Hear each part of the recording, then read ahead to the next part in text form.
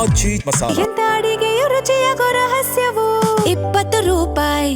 ಇನ್ನೊಂದು ಮಾತಾಡಿದ್ರೆ sir, RSS ಸಂಪೂರ್ಣವಾಗಿ ಶಿಕ್ಷಣ ವ್ಯವಸ್ಥೆನ ಕಬಳಿಕೆ ಮಾಡ್ತಾ ಇದೆ ಆರೋಪ ಮಾಡಿದ್ದಾರೆ. RSS ಯಾವುದೇ ಕಬಳಿಕೆ ಮಾಡಿಲ್ಲ.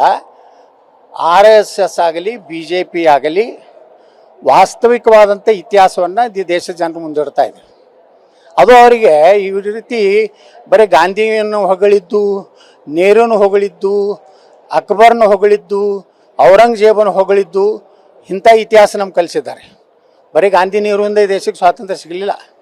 ಎಷ್ಟೋ ಲಕ್ಷಾಂತರ ಜನ ಈ ದೇಶಕ್ಕಾಗಿ ಗುಂಡಿಗೆ ಬಲಿಯಾದಂಥವ್ರು, ಇಡೀ ತಮ್ಮ ಜೀವನ ಹಾಳು ಮಾಡ್ಕೊಂಡಂಥವ್ರು, ಭಗತ್ ಸಿಂಗು, ಚಂದ್ರಶೇಖರ ಆಜಾದ್, ಇವತ್ತು ನೇತಾಜಿ ಸುಭಾಷ್ ಚಂದ್ರ ಬೋಸ್ರು, ಬಾಬಾ ಸಾಹೇಬ್ ಅಂಬೇಡ್ಕರ್ ಅಂತವ್ರು ಹೋರಾಟದಿಂದ ಬಂದಿದೆ.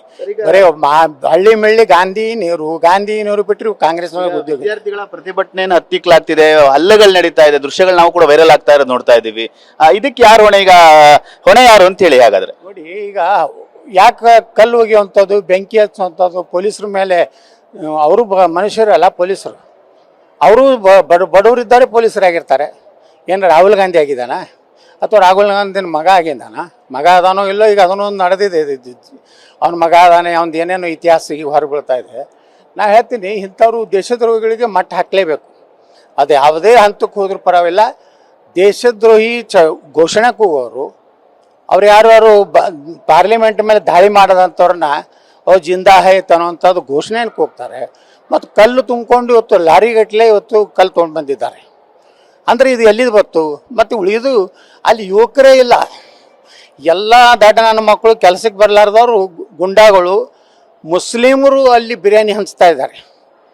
ಎಲ್ಲ ಇದು ಕೇಜ್ರಿವಾಲ ಕಾಂಗ್ರೆಸ್ನವರು ದುಡ್ಡು ಕೊಟ್ಟು ಪಾಕಿಸ್ತಾನದ ಅತಿ ಹೆಚ್ಚು ಸಂಖ್ಯೆಯ ಸದಸ್ಯರು ಯಾರಾದಾರು ಕಾಕ್ರೋಚ್ ಪಾರ್ಟಿಗೆ ಕಾಂಗ್ರೆಸ್ನವರು, ಮತ್ತು ನಮ್ಮ ಇದು ಏನು ಪಾಕಿಸ್ತಾನದವರು, ಅಂಥ ಒಂದು ಸಂಘಟನೆಗೆ ಇವರೆಲ್ಲ ಬೆಂಬಲ ಕೊಡ್ತಾ ಇದ್ದಾರೆ. ಅಂದರೆ ಇವರೆಲ್ಲ ಹತಾಶ ಆಗ್ಯಾರ, ಕಾಂಗ್ರೆಸ್ನವರು, ಮುಲಾಯಂ ಸಿಂಗು, ಕೇಜ್ರಿವಾಲ. ಯಾಕಂದರೆ ಅವರೆಲ್ಲ ಫೇಲ್ ಆಗಿದ್ದಾರೆ. ಚುನಾವಣೆ ನೇರವಾಗಿ ಆರಿಸಿ ಬರುವಂಥ ಜನರು ವಿಶ್ವಾಸ ಕಳ್ಕೊಂಡಿದ್ದಾರೆ. ಈ ರೀತಿ ಹತಾಶರಾಗಿ ದೇಶದಲ್ಲಿ ದಂಗೆ ಎಬ್ಬಿಸುವಂತ ಕೆಲಸ ಮಾಡ್ತಾರೆ. ಪ್ರತಿಭಟನೆ ಮಾಡ್ತಿರೋ ಯಾರು ವಿದ್ಯಾರ್ಥಿಗಳೆಲ್ಲ ಹಂಗಾದ್ರೆ ಕಾಂಗ್ರೆಸ್ ಪ್ರೇರಿತ ಪ್ರತಿಭಟನೆ ಅಂತೀರ? ಎಲ್ಲೆಲ್ಲಿ ನಡೀತಿರೋದು 100% ಕಾಂಗ್ರೆಸ್ ಅಷ್ಟೇ ಅಲ್ಲ, ಇಡೀ ದೇಶದ್ರೋಹಿ ಪಕ್ಷಗಳು ಏನದ, ಪಾಕಿಸ್ತಾನದ ಏಜೆಂಟ್ರು ಏನದಾರ ಈ ದೇಶನಾಗ, ಅಂತ ಎಲ್ಲ ಪಕ್ಷಗಳು ಒಂದು ಕಡೆ ಕೂಡಿದ್ದಾವೆ.